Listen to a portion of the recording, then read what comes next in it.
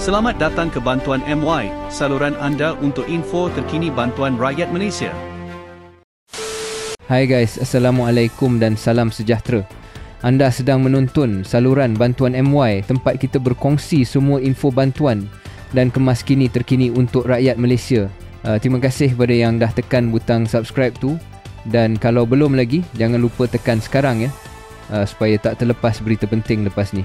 Okey guys, dalam video kali ni kita nak sembang tentang habuan kewangan rakyat bagi bulan November 2025. Banyak betul bantuan yang akan masuk bulan ni, ada yang awal, ada yang tengah bulan, semua saya akan susun ikut tarikh supaya senang korang nak faham. So jom kita mula terus. Yang paling awal sekali, sumbangan asas rahmah. Pembayaran yang bermula 1 November 2025. Macam biasa, kategori ikasih miskin dan miskin tegar, isi rumah akan terima RM200, warga emas bujang RM150 dan bujang ikasih pula RM50. Tahniah kepada penerima ya. Untuk kategori bukan ikasih, isi rumah akan terima RM100, warga emas tanpa pasangan RM50. Jadi ini antara bayaran pertama yang akan masuk awal bulan nanti. Seterusnya, bantuan tunai subsidi diesel atau budi madani. Tarikh pembayaran dia dijadualkan pada 7 November 2025.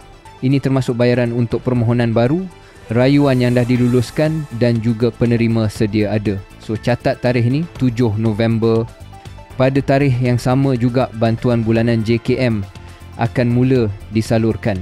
Tapi macam biasa, bukan semua dapat serentak, dia dibuat secara berperingkat bermula 7 November juga. Bantuan bawah JKM ni termasuk bantuan kanak-kanak sebanyak RM150 hingga RM1000, anak pelihara sebanyak RM250, warga emas sebanyak RM600, OKU tidak berupaya bekerja sebanyak RM300, dan beberapa lagi termasuk bantuan am persekutuan serta bantuan penjagaan OKU terlantar atau sakit kronik sebanyak RM500. Banyak kategori, jadi pastikan korang semak status masing-masing nanti ya. Lepas tu guys, ni yang ramai tunggu, STR fasa 4 untuk penerima baru, rayuan dan juga penerima sedia ada. Pembayaran dijangka dikreditkan pada 13 November 2025. Jadi kalau rayuan korang diluluskan, tahniah. Tapi kalau tak lulus, maaflah, takkan dapat untuk fasa ni. Kita akan update lagi bila ada info tambahan nanti.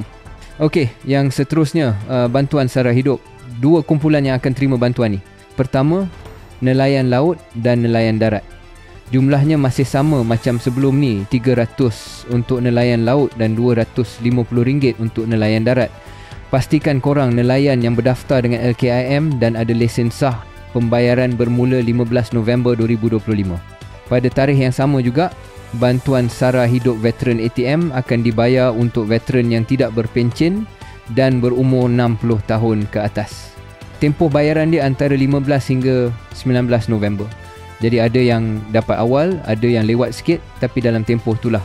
Akhir sekali guys, kita ada bayaran daripada Perkeso, termasuk pencen ilat, pencen penakat, allowance sentiasa dan lain-lain bantuan di bawah agensi tu. Untuk bulan November, bayaran ni dijadualkan lebih awal sikit daripada biasa, iaitu pada 19 November 2025. Biasanya hujung bulan, tapi kali ni dia maju ke depan. Jadi secara keseluruhannya, semua bantuan yang saya sebut tadi adalah tarikh rasmi dan sahih untuk bulan November 2025. Kalau ada perubahan atau pengumuman tambahan, kita akan kemaskini semula dalam video akan datang. Okey guys, itu saja untuk perkongsian kali ni. Harap info ni membantu dan bagi gambaran awal tentang jadual bayaran bulan November. Jangan lupa subscribe, like dan share video ni supaya lebih ramai orang tahu tentang bantuan ni. Kita jumpa lagi dalam video seterusnya di saluran Bantuan MY. Assalamualaikum dan salam sejahtera guys. Jumpa lagi.